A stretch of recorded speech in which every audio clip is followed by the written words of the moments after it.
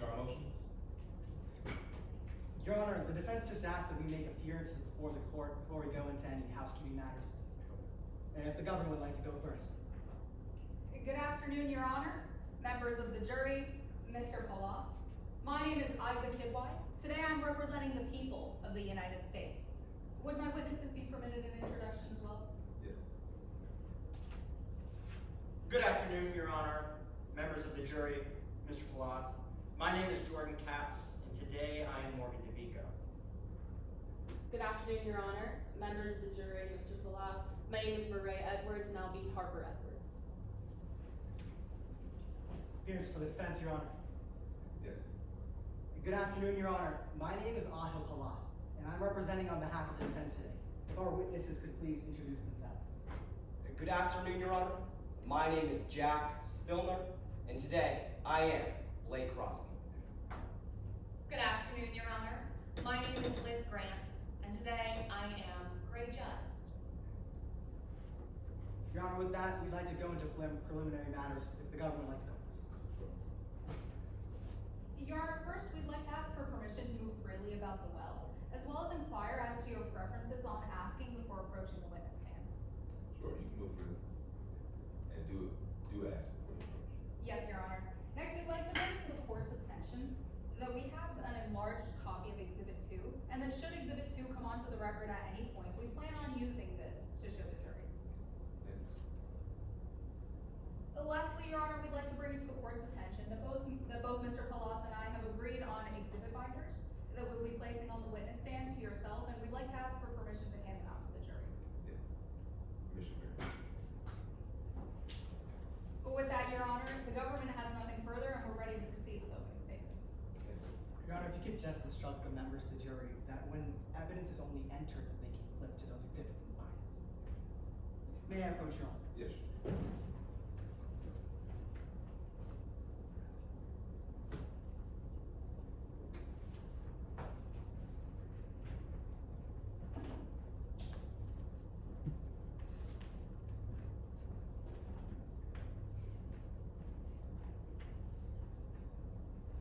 Your Honor, I'd also like to ask you about your preferences when objecting to exhibits or in any evidence. Would you like us to object and immediately state our basis, or object, wait for your acknowledgement, and then for us to state our basis? Object, wait, and then move forward. Yes, Your Honor. I also have a copy of the Federal Rules of Evidence and the Tournament Rules of Competition. I'd like to ask you if you want a copy. Sure. May I approach, Your Honor? Yes.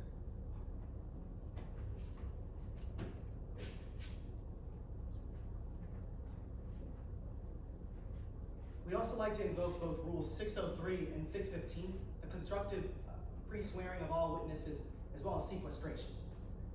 So moved. With that, the defense has no further preliminary matters. Thank you. Let's see what happens.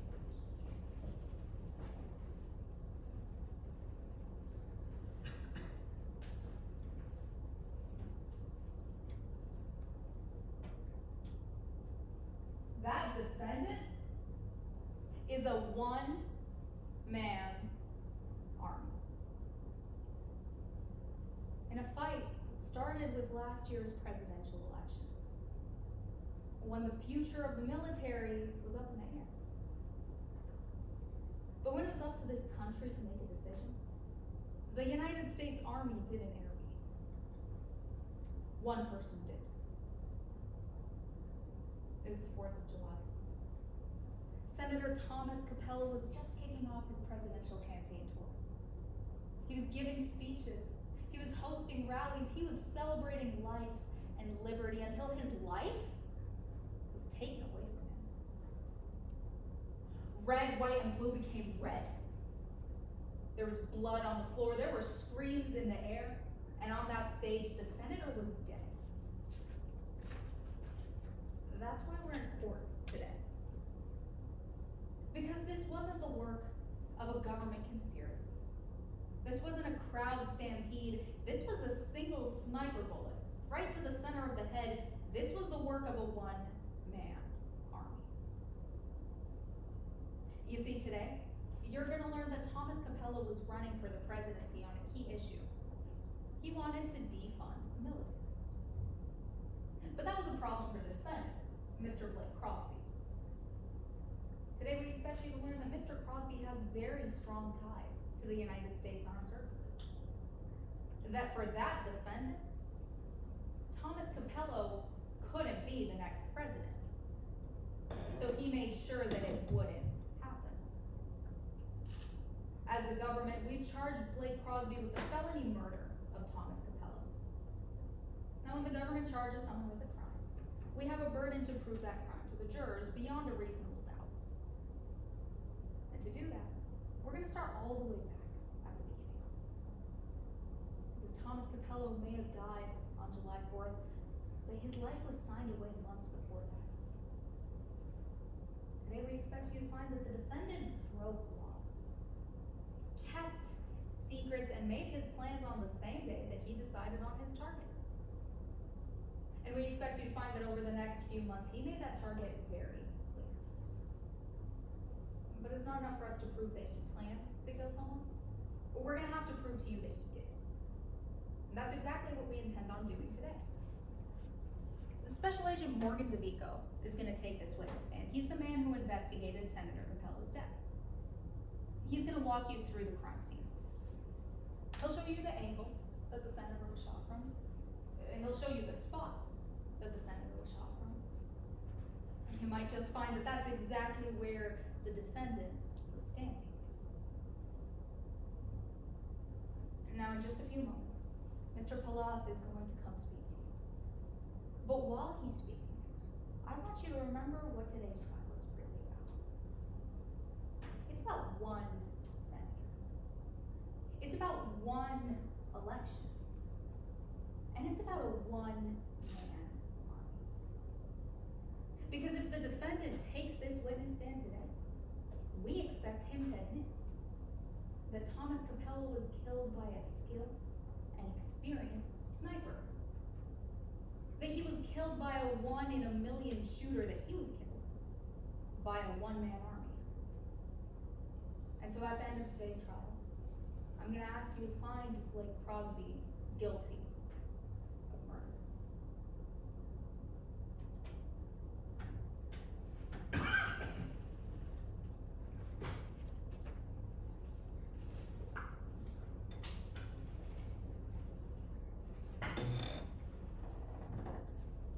Opening statement for the defense. Ma'am, proceed. Yes. Right place. Wrong. Suspect. This case is not about one senator. It's not about a one-man army. It's about one rogue agent. Now, when Miss Kidwai came up before you just a moment ago, that's a possibility she barely mentioned. That's because the government doesn't want to talk about the possibility of a rogue agent today. Before we go any further, I want to introduce you to someone. This is Blake Crosby. He's a veteran. He served in the military. Ever since, he's been a passionate protester. And even though he has a constitutional right not to, he's going to take that stand today and tell you he didn't shoot Senator Capello, that he didn't have access to a sniper rifle, that he wasn't on any rooftop on the day of the crime. So let's talk about what really happened that day. That on July 4th, a rogue Secret Service agent had access to a sniper rifle. But Mr. Crosby didn't. That on July 4th, a rogue Secret Service agent had the motive, means, an opportunity to kill Senator Capello. That those agents were the only ones known to be on rooftops on the day of the crime. Because they might have been looking in the right place, but they're accusing the wrong suspect. And when Miss Kidwai walked into this courtroom today, she took on a burden. She has to prove her case to you and her charge to you beyond a reasonable doubt. That's the highest burden in the American legal system. That's also a burden she's not going to be able to meet. because they might have been looking in the right place. But they're accusing the wrong suspect. Today, we're going to be focusing on 3 flaws in the government's case. Let's go through them one by one. 1, what gun was used? 2, who had access to the guns used? And 3rd, where were the agents during the crime? Now, let's answer those questions one by one, starting with the first one. The gun. Not one eyewitness will testify with any certainty about what gun was used in today's crime.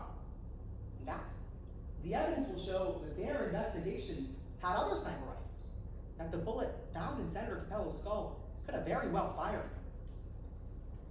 And second, who had access to the guns used?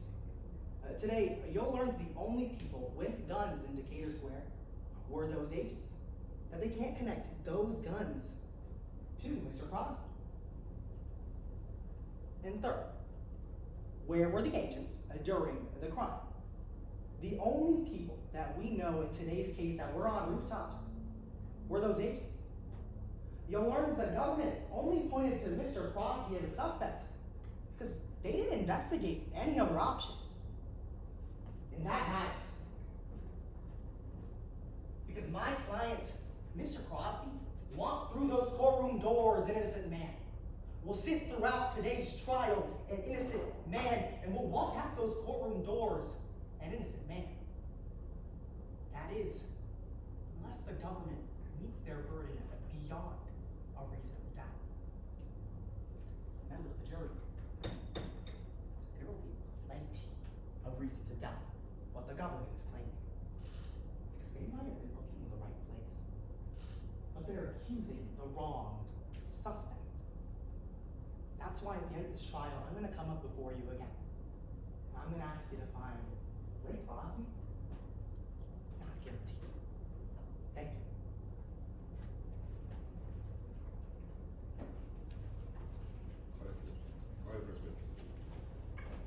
Your Honor, at this time, the people called Mr. Special Agent Morgan Devico to the witness stand.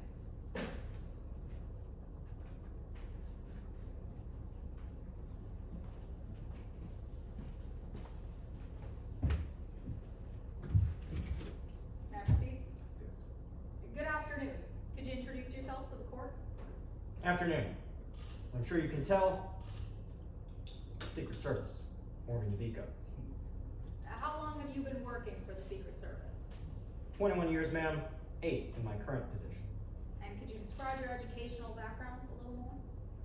Bachelor's in Criminal Justice, Furman University. Then on to Secret Service training camp. And in the Secret Service, did you have any experience in the investigative unit? Yes, quite a lot. Crime scene investigation, fingerprinting, analysis, collection, just about everything. And what do you do now for the Secret Service? I'm what's called the special agent in charge, the protection detail. And last year, that protection detail was for Senator Thomas Capello. Could you tell the members of the jury a little bit more about Senator Thomas Capello? Yes, he was a U.S. presidential candidate, and he was polling with about 31% of the national support, which means he was likely to become the next president. As I'm sure you all are aware, that means there's a lot of threats. People don't like his opinions. And what were some of his opinions? Well, the most documentable and disliked opinion was that he wanted to defund the military. Sir, was anyone ever able to vote Thomas Capello for the presidency of the United States of America? No. The electoral process was stopped much before then, by a one-man army.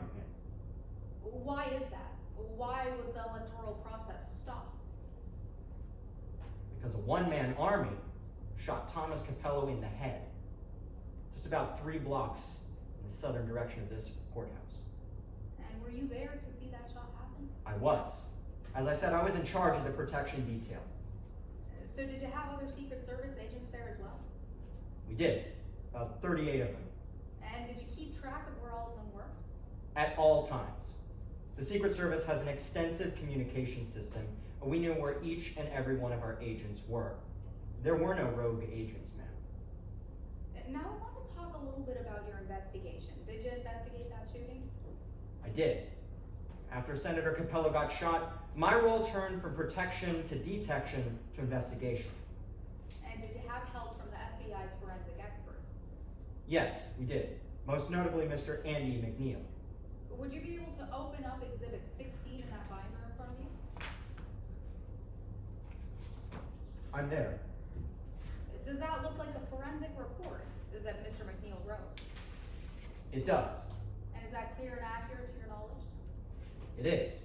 Your Honor, at this time, the people offer Exhibit 16 into evidence. So, excuse me, any objections? No objection, Your Honor, considering that both parties waived all objections to this exhibit. So, Sir, when Dr. McNeil examined the gunshot wound, what was he able to conclude about how far away and how high up the shooter was? 400 to 800 yards away. 75 to 125 yards in height. And did you ever find evidence of a shooter at that distance? Yes, we did. At the Courtyard Marriott Hotel. And when you went to the Courtyard Marriott Hotel, did you go up to that roof? On July 5th, yes. And did you look over the south ledge? Yes. It had a clear view of the square. Could you open up Exhibit 2?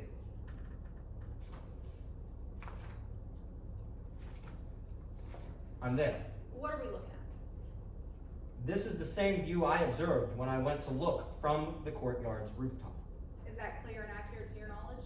Very clear, very accurate, ma'am. Your Honor, at this time, the people offer Exhibit 2 into evidence. so it may. Your Honor, let the record reflect that I am retrieving an enlargement of Exhibit 2.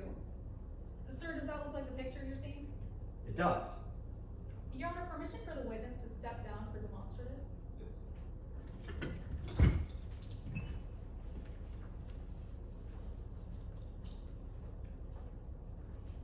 Is this the square that Senator Capello was shot in? Yes, ma'am.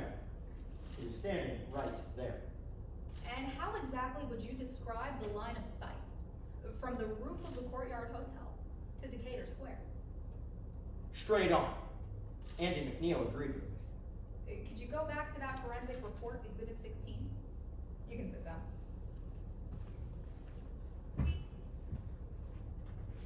I Could see you it. read out Andy McNeil's exact words about the view and the line of sight? Yes, ma'am. The view was clear. The line of sight was straight on. Thank you. And now, did you find anything else on the roof of that hotel? Yes, we did, ma'am. Key physical evidence. A bullet, a cigarette. And would you recognize those if I were to show them to you right now? Of course. Your Honor, let the record reflect that I am showing opposing counsel, as been previously marked, as Exhibits 5 and 7. Permission to approach? Sir, do these look like the bullet and the cigarette you recovered? They do. Is that clear and accurate to your knowledge? They're right there, yes. Your Honor, at this time, the people offer Exhibit 5 and Exhibit 7 into evidence. So it may. No objections, Your Honor. What kind of bullet are we looking at? Well, ma'am, this is a 7.62 by 51 millimeter NATO cartridge. It's blue. It's made by a company called Azul Ammo. And what kind of bullet killed the senator? A 7.62 by 51 millimeter NATO cartridge. Blue. Made by Azul Ammo. The same bullet, the same make, the same model. Sir, in your investigation, did you find any evidence of any type of gun that could have shot that bullet? We did. We know that this bullet can be fired by a Steyr SSG-69 model sniper rifle. And we found evidence of a Steyr SSG-69 sniper rifle. What did you find? A trigger guard, more specifically, ma'am, at the location the defendant admitted to being at. And where was that location? Twain's, a local wings restaurant. Now, I want Objection, Your Honor. Lack of foundation, specifically to that trigger guard. Response? Your Honor, if counsel could explain his objection a little more? I believe the witness has explained that he found this trigger guard in his investigation. Yes, Your Honor. Specifically, that trigger guard has, Your Honor, we have no camera footage. We have no DNA evidence. We have no fingerprint evidence. There's nothing connecting the defendant to this trigger guard, aside from the defendant saying that he was there. They haven't laid any foundation on the record saying that they have camera footage, saying that there's anything or any other corroborating evidence connecting So the is your defendant. objection chain of custody? No, Your Honor. Lack of foundation? Yes, Your Honor. Your Honor, we believe the proper foundation has been laid that this witness collected this trigger guard during his investigation, and anything related to his investigation is probative to today's trial. Your Honor, if I may respond. Overruled. Yes, Your Honor. Sir, where exactly did you find that trigger guard? Like I said, Twins, a local restaurant. Now, I want to talk about that cigarette that's in front of you. Was that cigarette dry when you recovered it? No, this cigarette, yes, this cigarette was bone dry, unlike other evidence we found on the roof. And when was the last time that it had rained before you recovered that cigarette? Ma'am, weather data said 3 a.m. to 4 a.m. on July 4th. And did that rain ruin that cigarette? No. We were able to run tests on this cigarette. We were able to track a suspect with this cigarette. It was not wet. And did that cigarette have gunshot residue on it? It was covered in it. And did that cigarette have anyone's DNA on it? Yes, one person's. Did that cigarette have anyone's fingerprints on it? Yes, one person. Agent Devico, whose DNA and fingerprints were on the roof of the Courtyard Hotel on July 4th? Ma'am, the fingerprints, the DNA on this cigarette belong to the defendant. And what's the defendant's name? Blake Crosby, ma'am. No further questions. Yes, Your Honor. If I may retrieve that NATO bullet from the witness stand.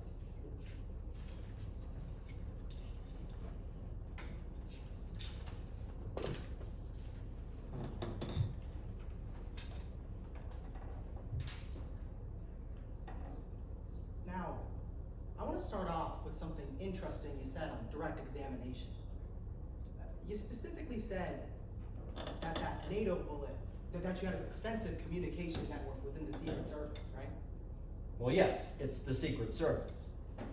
Let's be very specific. You never mentioned this extensive communication network anywhere within your investigative report, right? Counselor, I didn't make an investigative report. Well, in that grand jury proceeding, you never mentioned once about that extensive communication network, right? No, I mentioned that we arrested Blake Crosby. So let's talk about those agents, right? You believe that everyone is a suspect until they're not, right? That's true. We believed it on July 4th. Now, if you believe everyone's a suspect, that would include the Secret Service, right? Of course, we had no evidence to suggest that any of the Secret Service members were rogue agents. Let's talk about that evidence. Now, you had 38 agents in Decatur at the time, right? Correct. 70 law enforcement agents, right? Correct. Total of 108 agents, right? Correct. Now, out of those 108 agents, now I'm looking for a number here. How many of them saw this man shoot Senator Capello? And none of them. Now, you believe that this shot came from a rooftop, right? We know it came from a rooftop. Well, your agents, they were located on rooftops, right? Yes, in and around Decatur Square. None of them were on the Courtyard's rooftop. Well, you weren't with all your agents, were you? No. Like I said, it's the Secret Service. We communicate quite clearly. Since you weren't with your agents, so you wouldn't know if they left the post of the rooftop you assigned them to, right? Not directly, no. So you wouldn't know if they left that rooftop and went to a different one, right? That would not be the instructions that we gave. And the Secret Service agents, they're vetted in the industry. Right, it would be improper procedure for a Secret Service agent to leave their post, right? Yes, but we wouldn't consider them a rogue agent. So they likely wouldn't tell you in an interview? I have no idea, Counselor. Now, I want to talk about what weapons those Secret Service agents were carrying. I mean, you were protecting Senator Capello, right? They had to have weapons. That's correct. You can't name a single one of those weapons, can you? That's correct. The Secret Service uses a lot of different kinds of firearms. Not all the agents had the same gun. can't name if a single one of those agents was carrying a Stater SSG-69 sniper rifle? Mr. Palaf, a Stayer SSG-69 sniper rifle is a military gun. We don't use them in the Secret Service. That's right, it's a military gun. The Secret Service has connections to different branches of the U.S. government, right? That's true. You don't know if one of those agents used those connections to gain access to Objection, Your that Honor, weapon? to speculation. Response. Your Honor, that's not speculation. I laid a foundational question asking the witness if the Secret Service has connections to different branches of the U.S. government. I'm asking the witness a question of what they don't know. You don't know if one of those agents, they used those connections to gain access to that trigger guard. I've laid sufficient foundation. This witness is a Secret Service agent. They can testify to it. Yes, Your Honor. Now, you don't know if a Secret Service agent used those connections to gain access to that military-grade weapon, right? I don't. So, you don't know if they were carrying a Stater SSG-69 sniper rifle, do you? No. But we do know the defendant was. Let's talk about what you know about that Stater 69 SSG sniper rifle the defendant was carrying. Now, not a single witness in today's case, and you don't know, you didn't investigate anyone that said that they saw Mr. Crosby with that Stater SSG 69 sniper rifle. But we didn't gain any specific eyewitness testimony. We investigated a tip placing the trigger guard of that rifle at a place Blake Crosby admitted to being. Well, what that tip specifically says is that Mr. Crosby was seen trying to access that rooftop, right? No, the tip said that there was a trigger guard in a trash can at Twain's. You looked at Harper Edwards' statement before coming into court today, right? Of course. And you'd recognize that statement if I were to show it to you. Of course. Your Honor, if this witness may flip to exhibit 18 in their exhibit binder. My apologies, 17. I'm there.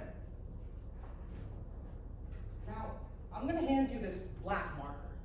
Now, in that statement, I want you to circle where it says that tip line said they saw a trigger guard. Well, nowhere, Counselor. Harper Edwards wasn't the one who sent in the tip. We used Harper Edwards' eyewitness testimony to place Blake Crosby trying to access the roof of the Courtyard Hotel just 15 minutes before the rally started. So that's nowhere in that affidavit, right? That's right, it's in the hotline tip we received, putting a trigger guard to a sniper rifle at Twins. That's not the information we learned from Harper Edwards. Now, I want to talk about a NATO bullet you uncovered at the crime scene, right? This is that NATO bullet. It is. This is the one Miss Kidwai showed you, right? It is. Now, this NATO bullet has no DNA on it at all, right? That's correct. No fingerprint evidence at all. That's correct. You don't know when that bullet got to that rooftop, right? That's correct. But we know where it was. 4 feet away from this cigarette, with the defendant's fingerprints on it. Well, you don't know when that NATO bullet got to that rooftop, correct? I suppose no? So you can't tell the members of the jury today if it was placed there? Not definitively, Counselor. What we can tell you definitively was found next to the cigarette. You can't tell us if someone placed this NATO bullet on that rooftop, right? That's right. Now, you're the head of the Secret Service, aren't you? No, I'm not the head of the Secret Service. My apologies, you're the head of the protections unit of the Secret Service, right? That's right. My father was actually head of the Secret Service, though. Now, as head of the protections unit, you were assigned to protect Senator Capello, weren't you? That's correct. And in today's case, let's be very clear, you failed to protect him, right? Not in today's case. On July 4th, yes. Now, you'd agree that it would look bad if someone within the Secret Service was the ones who shot Senator Capello? It would look bad if anybody shot Senator Capello. No further questions. Redirect. Yes, Your Honor. Agent, using the evidence that you found, were you able to conclude that your investigation of the crime scene on the Courtyard Hotel made that the right place for the crime to happen? Yes, we did. I don't know where the bullet is, but we found the bullet on the roof of the Courtyard. We also found this cigarette that had gunshot residue on it, meaning that a firearm had been discharged from only within 5 feet away. We had the right place. And how many suspects Were you able to connect in your entire investigation? Just one. The defendant. We had the right suspect. No further questions. You can step down.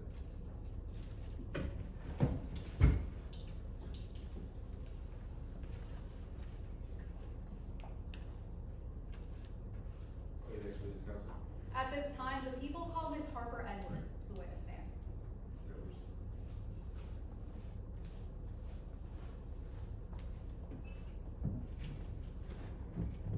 Good afternoon, Ms. Edwards. Could you please introduce yourself to the court?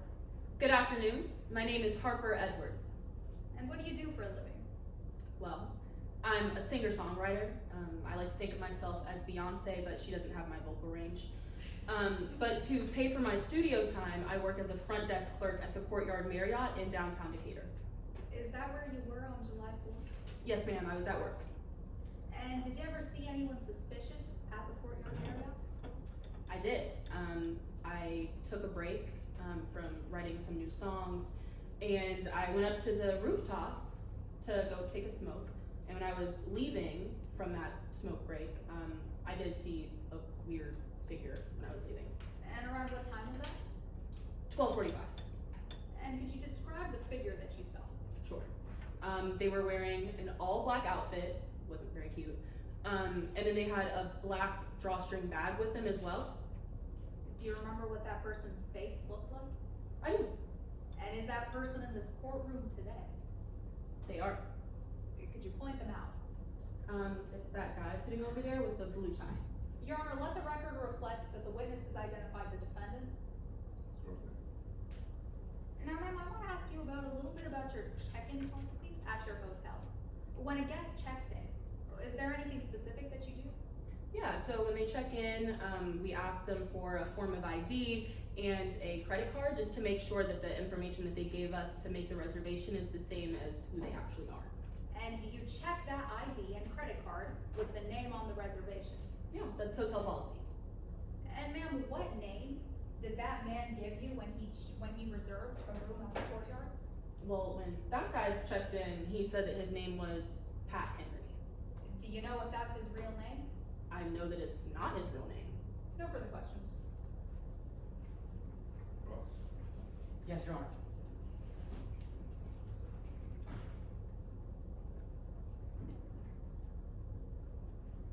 I'd like to talk to you about your hotel. That hotel has 289 rooms, right? 289 guest rooms, that's right. There's a stairwell with access to every single floor, right? Yes, Also an elevator. yes. That stairwell has no cameras, right?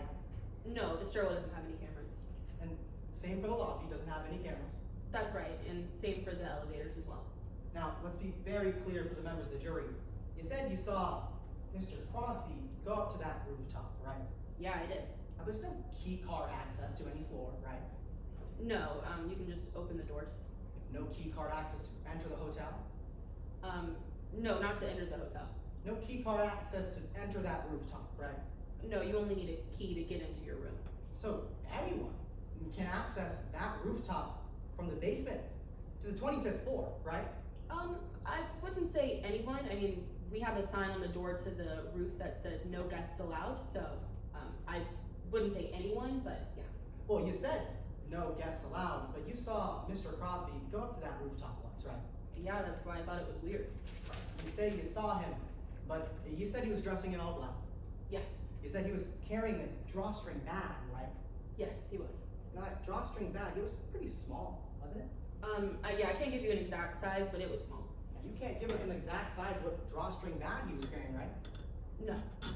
You can't tell us what would fit into that bag? I have no idea. Thank you for your time. No further questions. Redirect. No redirect, Your Honor. May this witness step down. Yes, you can step down. With that, Your Honor, the government has no further witnesses, and at this time, the people rest our case in chief. Defense, Jerry Woods. Yes, Your Honor. The defense calls Blake Crosby to the stand.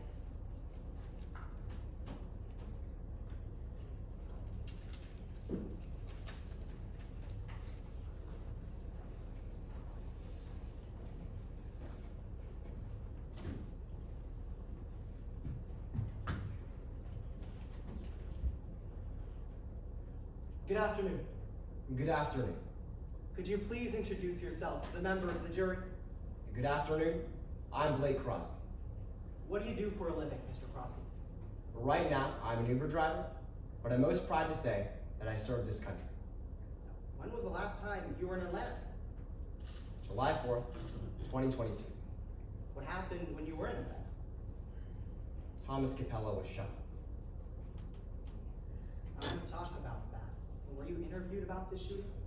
I was, by the FBI. And what did the investigators talk to you about? They talked to me about my stay in Atlanta. In that interview, were you entirely truthful? Honestly, no, I wasn't. Why not? I was scared, and I'm sorry. I'll never do it again. Now, if you lied to investigators in today's case, how are we supposed to know you're telling the truth in court today? My lies have never made anything good. It's time for a change, and that change starts now. Now, I want to talk about some things that Miss Kidwai accused you of throughout the course of today's trial. Were you ever on that Courtyard Marriott rooftop on July 4th? No, Did you ever take a Stayer SSG 69 sniper rifle to that rooftop? no, Did you ever take any NATO bullets to that rooftop? no, Did you ever shoot Senator Capello with that Stayer 69 sniper rifle? no, of course not. Now, I want to talk about your story. I want to start from the beginning. What day did you first get to Decatur? I got to Decatur on July 3rd. It was pretty late, and I went up to get a smoke on the rooftop. Now, you said you went up to get a smoke on the rooftop. Your Honor, if I may approach the witness stand to receive Exhibit 7.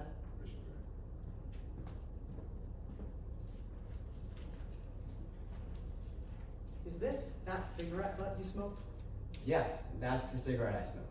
Now, earlier in court today, you heard Miss Kidwai say that this cigarette butt had gunshot residue on it. Do you know how it got there? No, I have no idea. Now, Miss Kidwai also talked about this NATO bullet. When was the last time you were in possession of NATO bullets? Back when I was in the military, so around 6 years ago. Now, I want to walk through your day on July 4th, the day that Senator Capello was shot. Can you walk the members of the jury through what you did that day? I woke up at 5 a.m., like I always do, and then I went and got breakfast at Waffle House. I worked out, and then I headed over to the rally. When you went to that rally, did you see Senator Capello get shot? I did. Where'd you go after that rally? I walked around the city for a bit. It was quite frightening. Now, where'd you end up? Twain's restaurant. It's around a mile from Decatur Square. Earlier in court today, you also heard Miss Kidwai say that they found a trigger guard at that restaurant. Do you have any idea how it got there?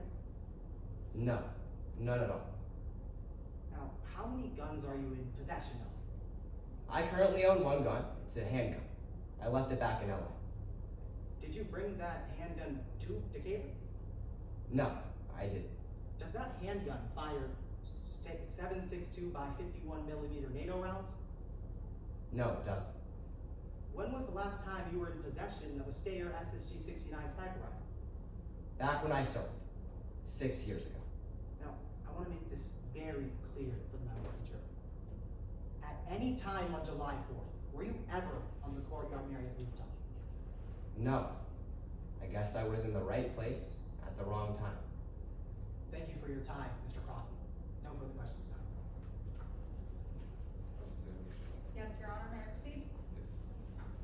Yes. Mr. Crosby, you used this type of bullet for 8 years when you were in the military, right? Back when I served, yes. You also used a Steyr SSG 69 for those 8 years. I was issued one while I served. And during those 8 years that you were serving in the military, you also won 4 national sniping championships, isn't that true? I'm proud to say that I have. Sir, you broke national sniping records. Yes, I did. You could easily shoot targets that were 900 yards away.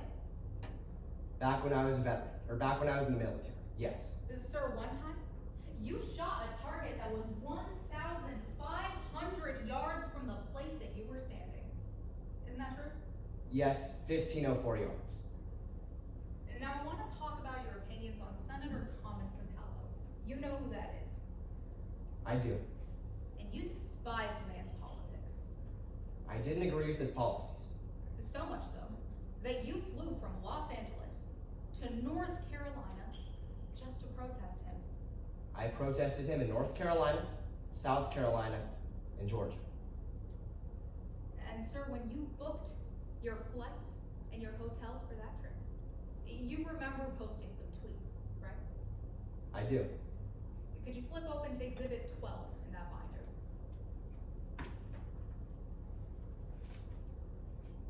That looks like it's one of the tweets that you posted, right? It is. And that's clear and accurate to your knowledge? Yes, And you wrote all of the words in that tweet. I did. Your Honor, at this time, the people offer Exhibit 12 into evidence. Your Honor, no objections to Exhibit 12, but I just asked Ms. Kidwai to move so I can see my witness. Please, would you step aside? Evidence is made. Mr. Crosby, if you could hold that up for the members of the jury. You posted that on the same day that you booked your hotels in Decatur. I did, April 5th. And on that tweet, it says Thomas R. Capello is a threat to everyone in this country, right? I said that. I was expressing my right to free speech.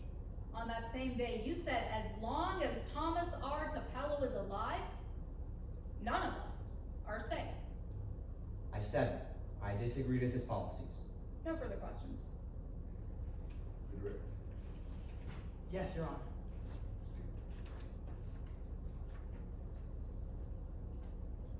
Now, could you show the members of the jury those tweets again? What did you really mean by them? I was trying to express my right to free speech.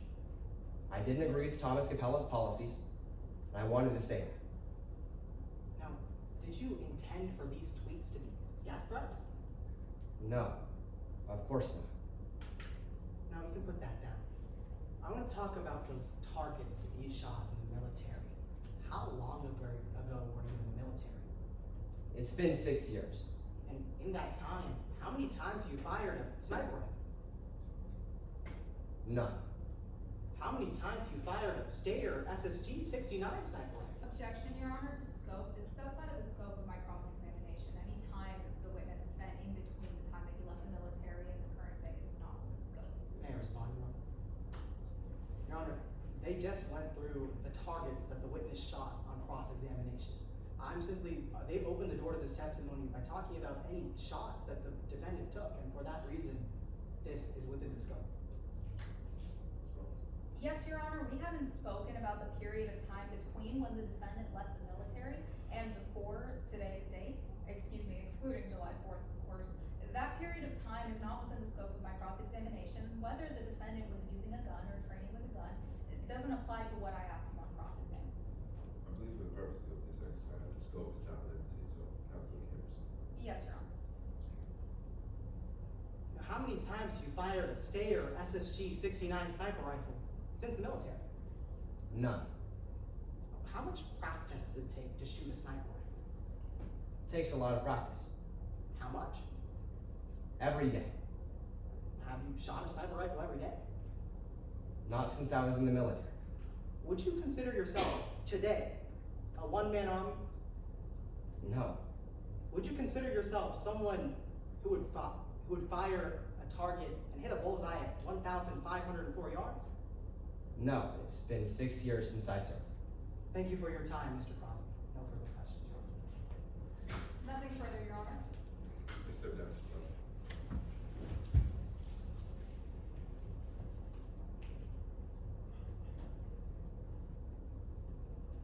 Counsel, call your next witness. The defense calls Judd to the stand.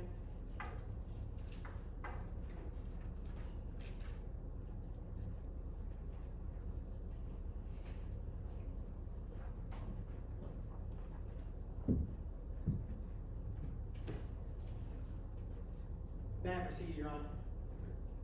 Good afternoon. Good afternoon. Could you please introduce yourself to the members of the jury? Hi, my name is Gray Judd. What do you do for a living, Miss Judd? Well, right now I sell collectibles online. I actually have a pair of original ticket stubs from the premiere of Back to the Future at $4,000 a piece. They're a steal. Now, aside from those movie tickets, when was the last time you were in Decatur, Georgia? That was July 4th of 2022. I never forget a trip to Decatur. What'd you do in Decatur? Well, I was actually protesting a presidential candidate, Thomas Capello. He had some views about reproductive health that I just didn't agree with. Now, who did you see at these protests? Well, other protesters usually, and of course I met Blake Crosby. Now, would you recognize Blake Crosby in court today?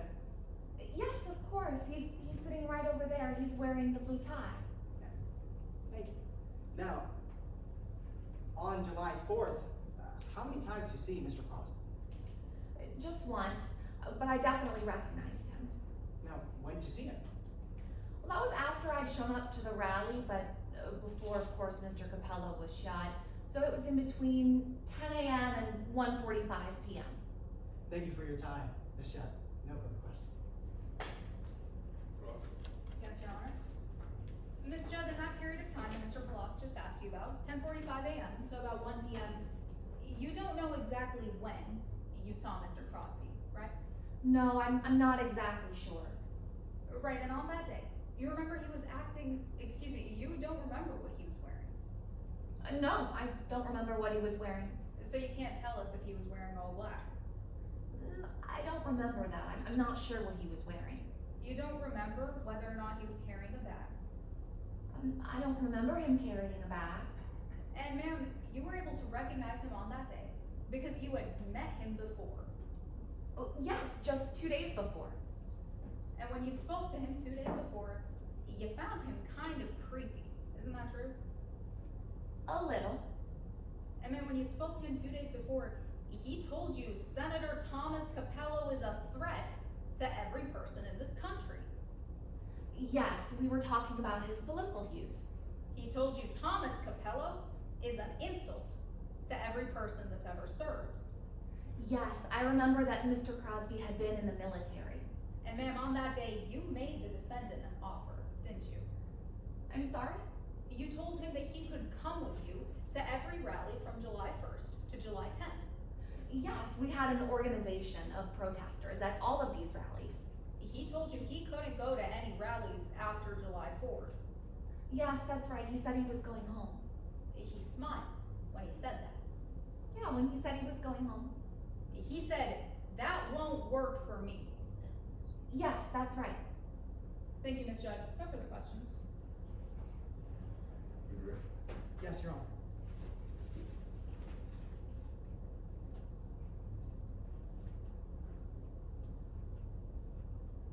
Now, when did Mr. Crosby say he was going to go home? That was during our conversation on July 2nd. Do you know why he wanted to go home? No, I don't. He just said he wanted to go home. Thank you for your time. No further questions. Nothing further, Your Honor. Just a- Thank you.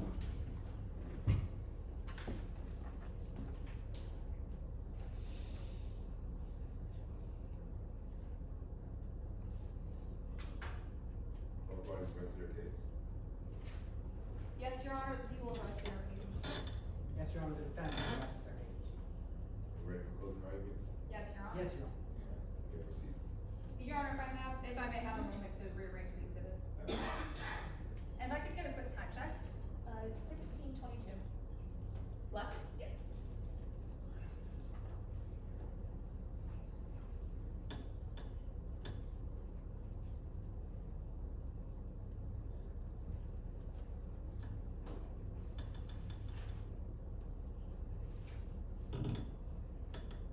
May I proceed?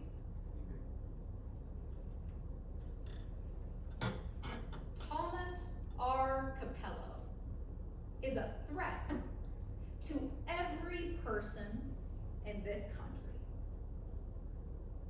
And now that may have been that defendant's beliefs.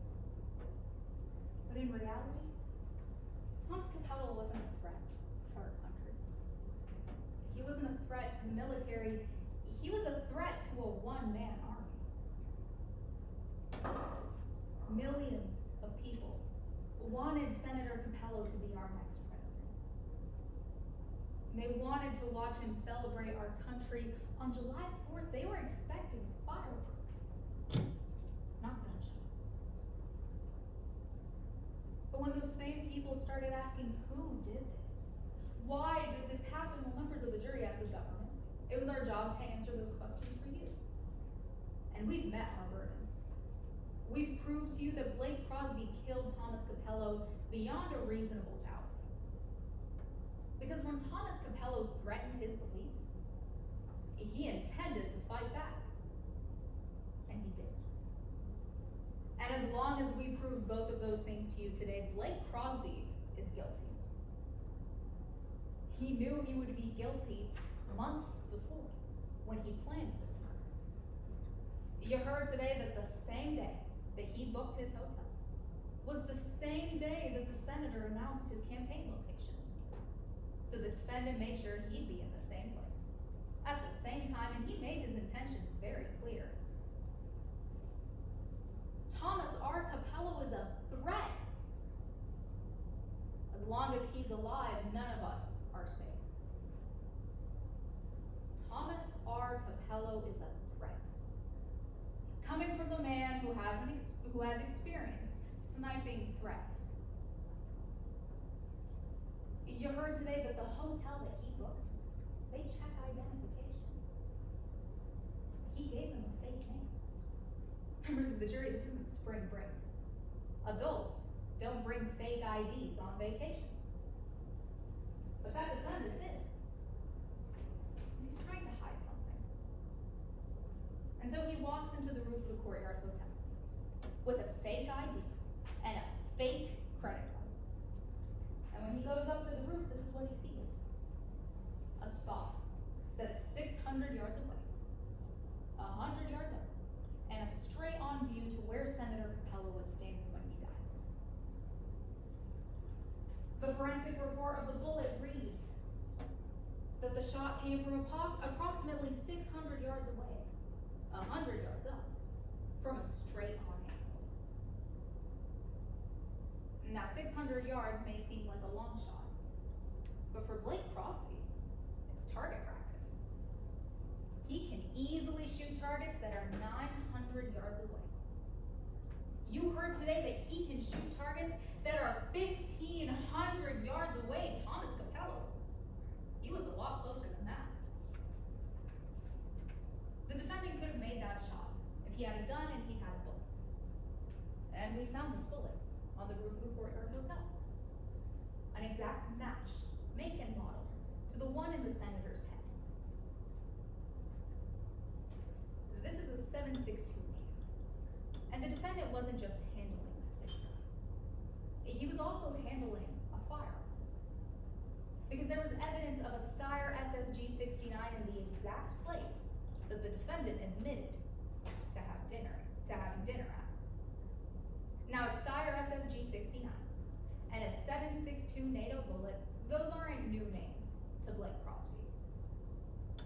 He told you that Thomas Capello must have been killed by an extremely skilled and an extremely experienced sniper. And then he sat on that witness stand. He told you he had 4 championships of skill and 8 years of experience with the gun that killed Senator Capello and the bullet that did it too. The defendant had a target. The defendant knew the murder weapon, and the defendant was at the crime scene when the senator was killed. We know that because he left behind a cigarette. Now, it doesn't take an expert to tell us that if it rains on a cigarette, the cigarette's gonna get wet. But the defendant's cigarette is dry. He left it there after it rained on July 4th, before he left town. The senator was killed after it rained on July 4th, before the defendant left town. So Blake Crosby was smoking this cigarette on the roof of the Courtyard Hotel, with a straight-on view to where the senator was standing and the belief that the man in front of him was a threat. But members of the jury, that's not all. The cigarette that we found that proves that he was there on July 4th had gunshot residue all over it. Now I'm about to go sit down. And Mr. Poloff is gonna come speak to you for a few moments. He's gonna try to convince you that this was some conspiracy about a secret agent gone rogue. Well, you heard from the head of the Secret Service Protective Unit himself. They conducted a thorough investigation and there was no evidence of a Secret Service agent gone rogue. They conducted a thorough investigation of the right place and they found the right suspect, the defendant. So when Mr. Poloff is done speaking, I'll be back. And we're gonna talk about who his client really is. Someone who takes his politics too far. He's someone who picks a fight on behalf of an entire country. The defendant is a one-man army. Your Honor, at this time, the people reserve the rest of our time for rebuttal. Yes, Your Honor.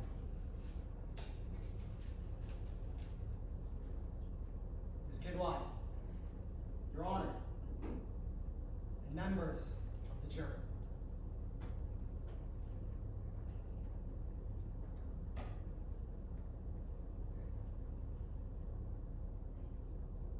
Right place. Wrong. Suspect. From the beginning of today's trial, we've heard about a so-called investigation. An investigation that when you're looking from the outside in makes some sense. If you squint.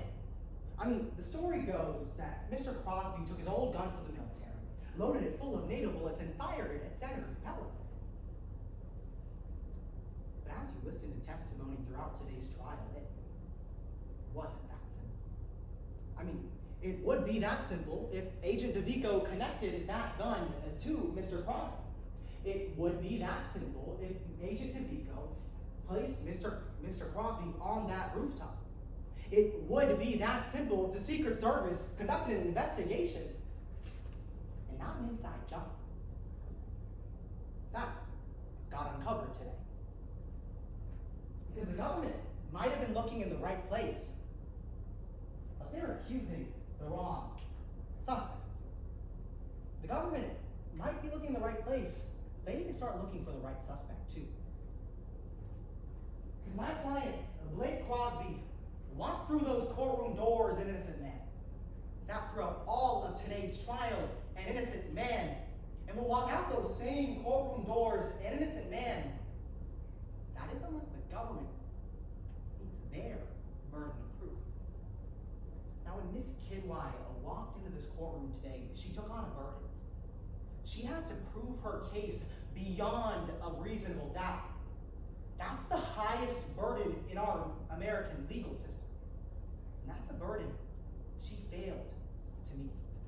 That's a burden that's set squarely on Miss Kidwai's table and never once moved over to this one. That means if your common sense and reason lead you to a single other alternative, a rogue agent, then you must find Mr. Crosby not guilty. That means all we had to do today was provide you one single reasonable alternative. And Mr. Crosby walks out those courtroom doors free. Today, we focused on 3 flaws in the government's case.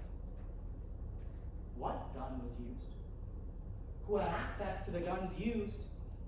And where were the agents during the crime? Because the government might have been looking in the right place, but they're accusing the wrong suspect. Let's answer those questions. That first one. What gun was used? From the beginning of today's trial, you've heard a lot about a gun. A Stater SSG 69. Now I want you to think back to that evidence you heard about it. that the government claims that Stayer SSG-69 sniper rifle was the one that Mr. Crosby used. But they provided no method of how Mr. Crosby received that gun in the first place. That's because just like the government, we're not sure if this was the gun used. Because Agent Devico took this stand today and he testified that he had 108 agents in Decatur. That he had 108 agents and 108 sets of eyes. But not a single one of them saw Mr. Crosby on a rooftop. When those 108 agents were on rooftops, Agent Devico testified to that on the stand today. Not a single one. Let alone saw Blake Crosby with that gun in Decatur. Let alone saw Blake Crosby with that gun on that rooftop. Let alone even saw him on that rooftop. Now that brings me to my second point. If the agents had guns, then who had access to those guns? The only people in today's case that we know had access to guns were those agents.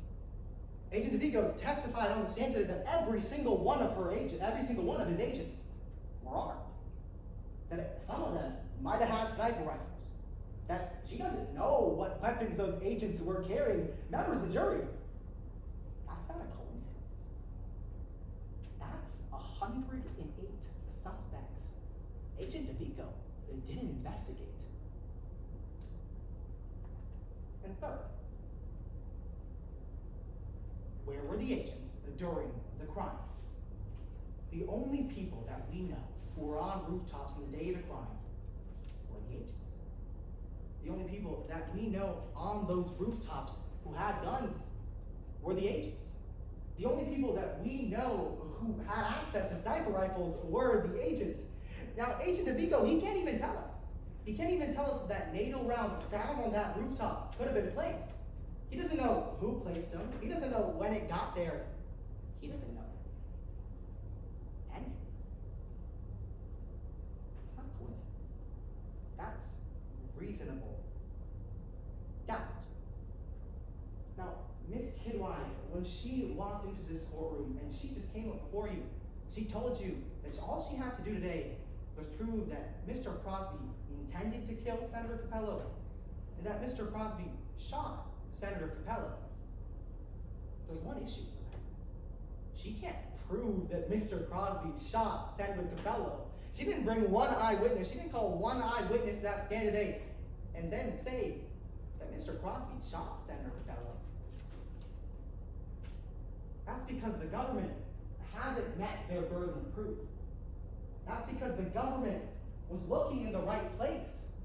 But they got 108 different suspects to investigate. They're accused of wrong. They said, Miss Kidwai said, Blake Crosby was a one-man army. But you heard Mr. Crosby's testimony on the stand today. If Miss Kidwai believes he's such a professional that he can shoot things from 1,504 yards away, then believe Mr. Crosby when he says that it takes some practice. Because Mr. Crosby testified on that stand today saying you have to shoot a sniper rifle almost every day to be accurate. He hasn't shot one in 6 years. Now, if you believe that a rogue agent could have committed this crime, if you believe a rogue agent could have had access to that sniper rifle and shot Senator Capello, if you believe that a rogue agent shot and killed Senator Capello in cold blood, then you must find the wrong suspect not guilty. Because they were in the right place. They're accusing the wrong. Let them start searching for the right one. Thank you. Rebuttal. Yes, Your Honor, may I proceed? Members of the jury, a phrase that we've heard a lot is when Mr. Crosby walked through these double doors. There's one thing Mr. Pallett forgot to mention. That when Mr. Crosby walked through those double doors, he raised his right hand, he took an oath, he promised he was gonna tell you the truth. In fact, Mr. Pallett just made a request of you. He said, if you're gonna believe Miss Kidwai, also believe Blake Crosby. Blake Crosby lies. He told you himself he lied to the FBI about where he was. He told them he wasn't on the roof on July 4th, or ever. Members of the jury, he lied to you today when he told you he didn't go up to the roof on July 4th because the forensics say that he does. And now I want to weigh those two against each other. The forensic evidence that Blake Crosby was on the roof versus Blake Crosby's testimony that he wasn't. Because science doesn't lie. But the defendant did.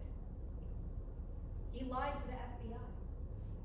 He lied to the hotel when he brought them a fake ID and a fake credit card and a fake name.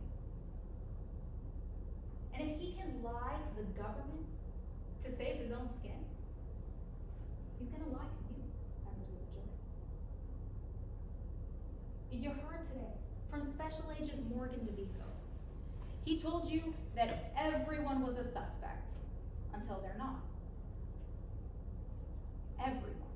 108 people, 1,008 people, 10,000 people, everyone is a suspect until they're not. And then he told you they were able to rule out every single person except for one. Because the only person that was connected to the gun, connected to the bullet, connected to the crime scene was the defendant, Blake Crosby. You see, Special Agent Devico conducted his investigation at the right place, and he only found one suspect, the right one. Members of the jury, today we've met our verdict. We've proved to you that the only reasonable answer to today's problem is that Blake Crosby is guilty. Because I want to pull out what Mr. Palat just asked you to believe. He asked you to believe that a Secret Service agent, someone who undergoes years and years of training, someone who undergoes years and years of background checks, someone who is supervised constantly and trusted with the ability to protect our nation's politicians, that there was a Secret Service agent who had gone rogue. And no one picked up on it? No, members of the jury, the more reasonable conclusion is that because Blake Crosby was familiar with the gun, because Blake Crosby had skill with the gun, because Blake Crosby had experience with the gun, and because Blake Crosby made it very clear that he wished that Thomas Capello wasn't alive, then he's guilty. Because today's trial, it was about one senator. It was about